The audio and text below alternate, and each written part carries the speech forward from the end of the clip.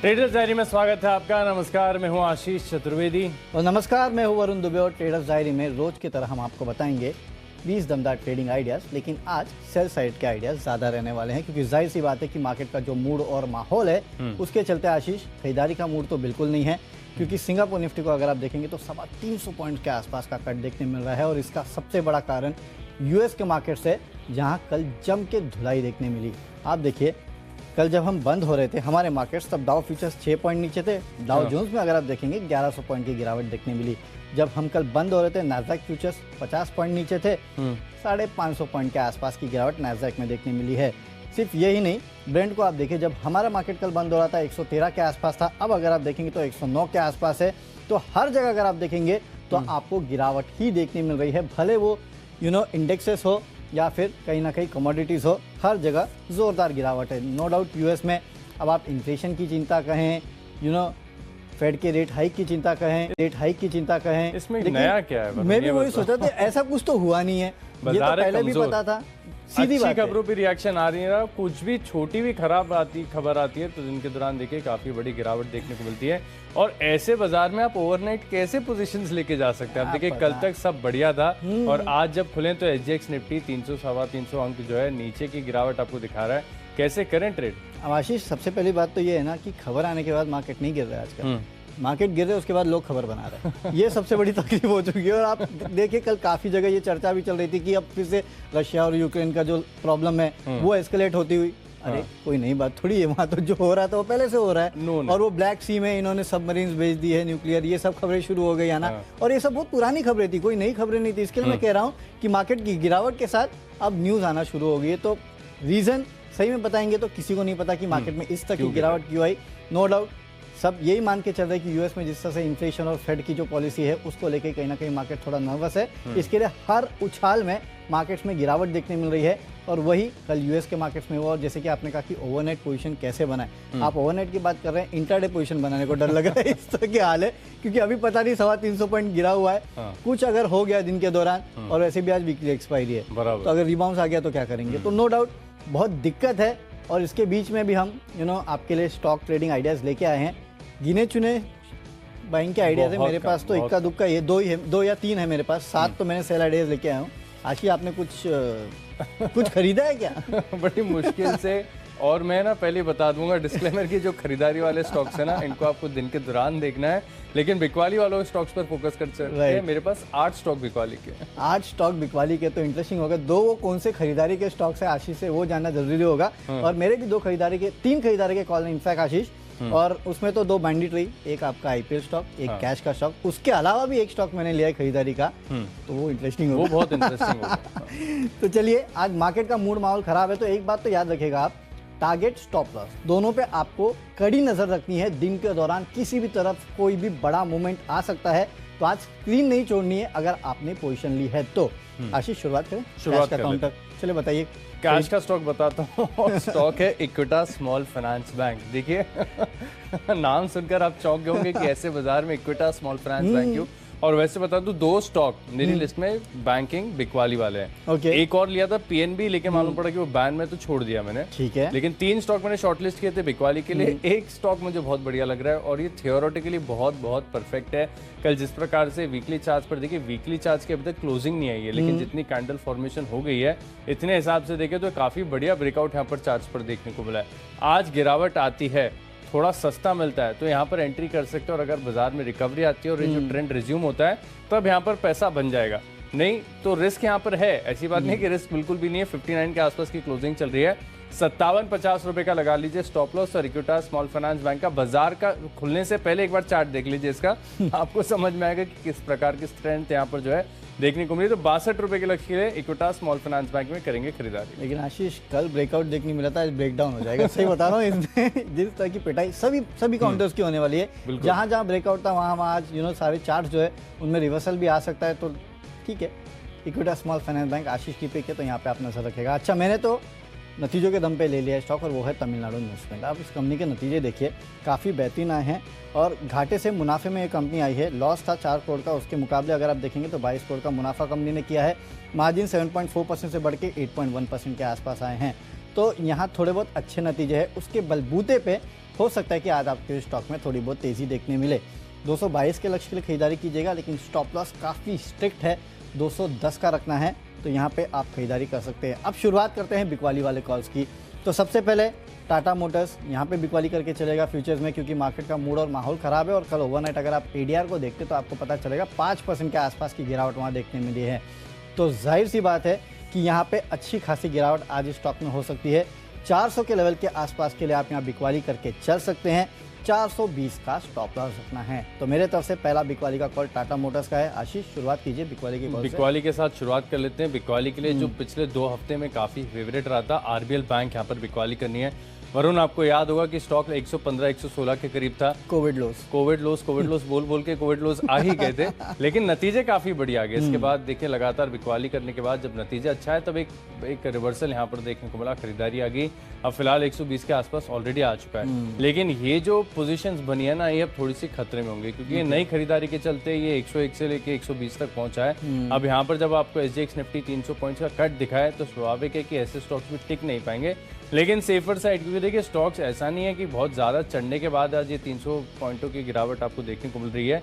Stocks अभी भी काफ़ी सस्ते मिल रहे हैं, तो एक रिस्क बना रहता है। अब देखिए कल मैं आपको बताता हूँ, कल मैंने आपको अरविंदो फार्मा शॉर्ट दिया था, बड़ा हॉरिबल कॉल चला गया और बताया भी था कि ये सपोर्ट के पास है, घूम सकता है। यहाँ पर जो रिस्क रहता है, सिमिलर रिस्क आज भी है बाजार में। ऐसी बात नहीं कि बिकवाली करना जो है आंख बंद करके आप बिकवाली कर सकते, करना बड़ा मुश्किल होगा। थोड़े दिन पहले हमने आईटी का जिक्र करे थे वरुण, आईटी में भी देखिए किस प्रकार से रिवर्सल आ गया था। तो सपोर्ट पे खरीदारी भी हो रही है, तो इस चीज को भी अवॉइड नहीं करना चाहिए।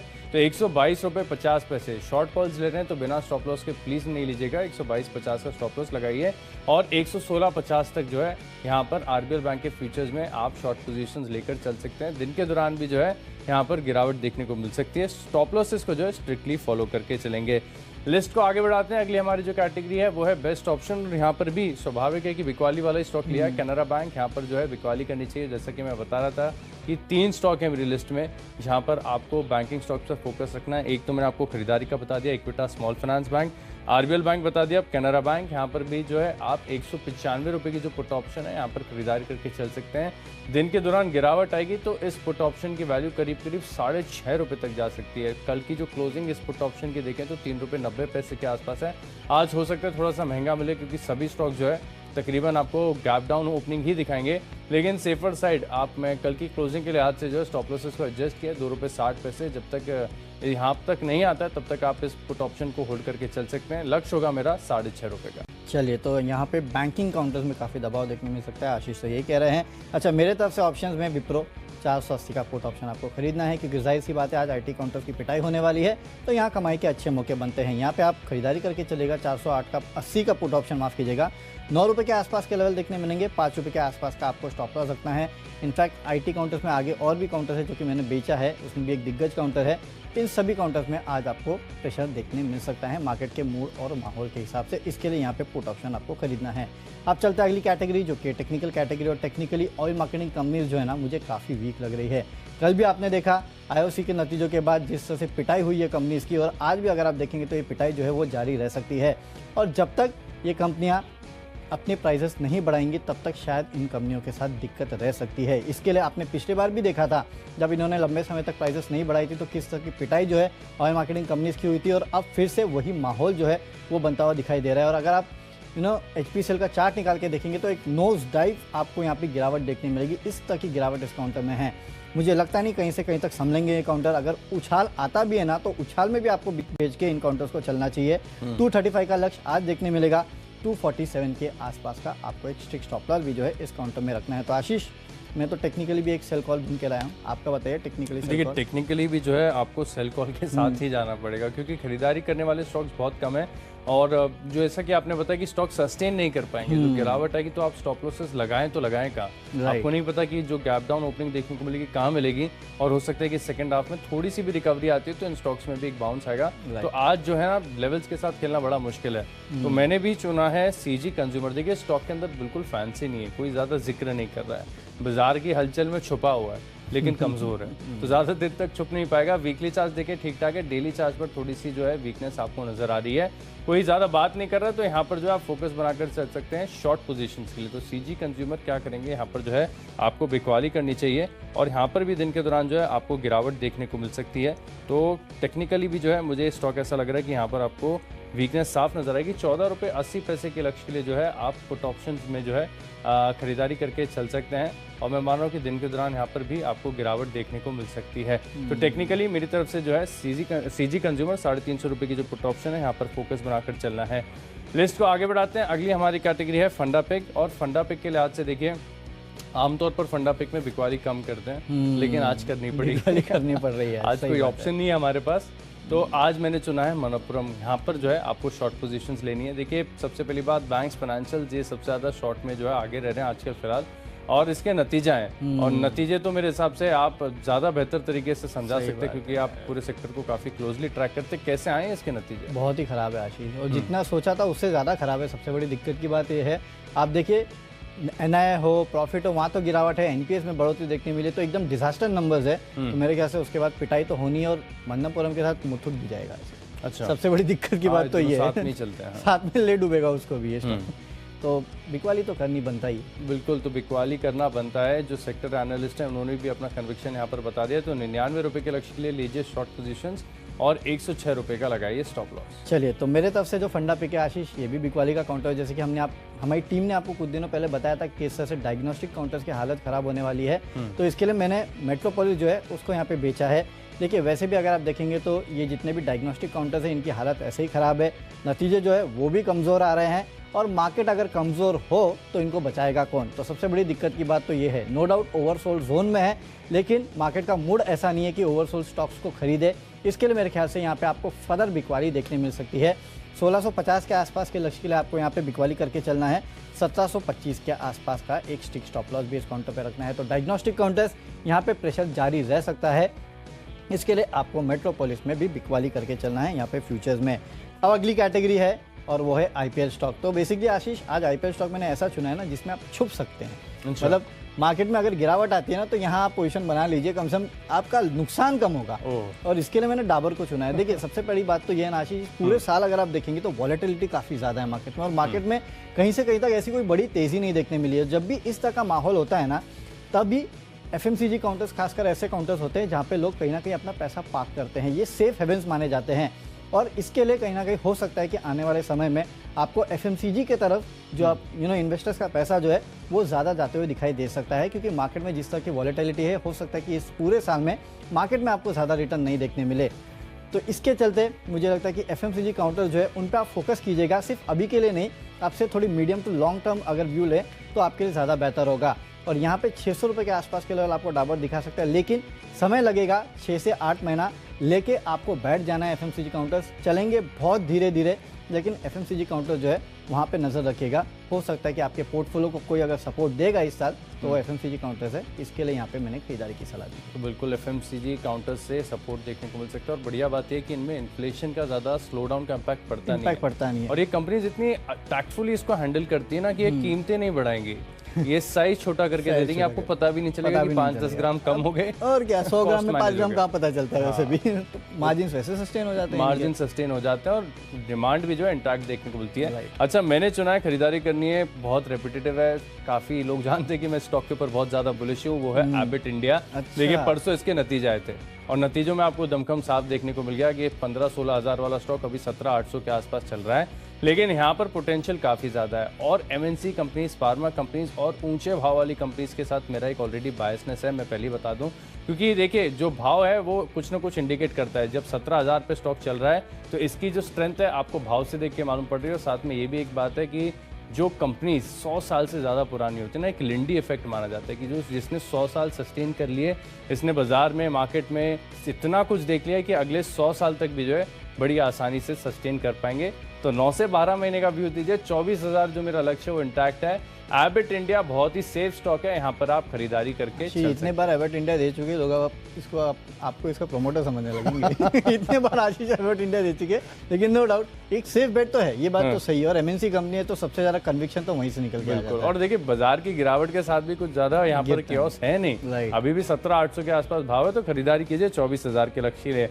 लिस्ट को आगे बढ़ाते हैं। अगली हमारी कैटेगरी खबरों के दम पर चुना है बीपीसीएल, लेकिन करना है शॉर्ट। जिस प्रकार से लगातार खबरें आ रही है कि अब जो विनिवेश है, स्ट्रैटेजिक विनिवेश, वो हो नहीं रहा है, टल रहा है, ये खबरें लगातार रोज आ रही हैं अब, तो इसका जो इम्पैक्ट है देखने को मिलेगा। कल आईओसी वरुण ने बेचा, एचपीसीएल आज बेच दिया, तो 320 रुपए के लक्ष्य के लिए जो है आप बीपीसीएल में शॉर्ट पोजीशंस लीजिए। चलिए खबरों के दम पे मेरे तरफ से खरीदारी का कॉल है और वो है बिरला सॉफ्ट। वैसे तो आज खरीदारी का दिन है नहीं, लेकिन क्योंकि इस कंपनी के 23 मई को बोर्ड की बैठक है जहाँ पे शेयर बायबैक पे विचार होने वाला है, तो ये आउट ऑफ द ब्लू खबर निकल के आई है, तो मेरे ख्याल से इसके चलते हो सकता है तेजी होगी।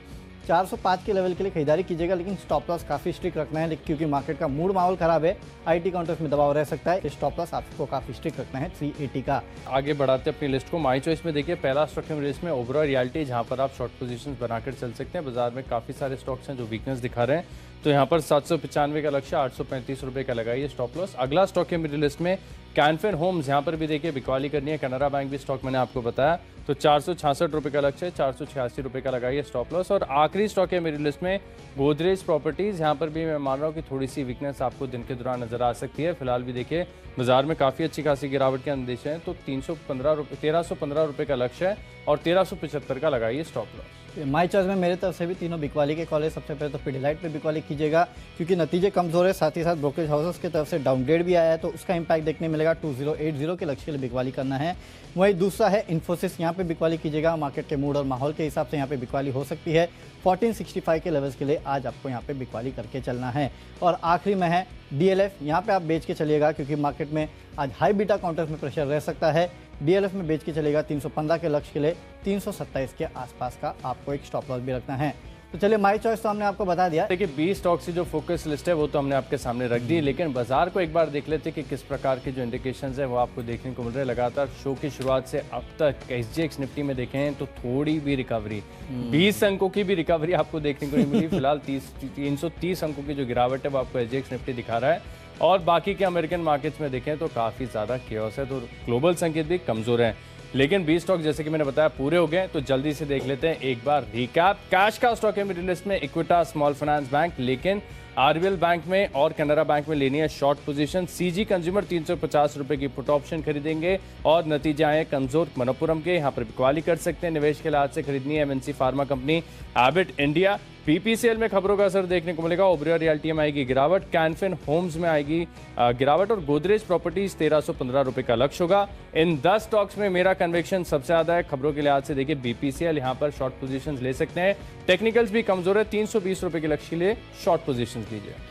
कैश का काउंटर है तमिलनाडु न्यूज प्रिंट, नतीजों के चलते यहाँ पे खरीदारी कर सकते हैं आप, लेकिन फ्यूचर्स में टाटा मोटर्स में करनी है बिकवाली। ऑप्शंस में विप्रो का 480 का पुट ऑप्शन खरीदना है, 9 रुपए के आसपास के लेवल देखने मिलेंगे। टेक्निकली एचपीसीएल काफी वीक लग रहा है, ऑयल मार्केटिंग कंपनीज में प्रेशर रह सकता है। फंडामेंटली मेट्रोपोलिस जो है वहाँ पे वीकनेस दिखाई दे रही है, 1650 के लेवल के लिए बिकवाली कीजिएगा। आईपीएल स्टॉक डाबर है, 6 से 8 महीनों में 600 के आसपास के लेवल आपको देखने मिल सकते हैं।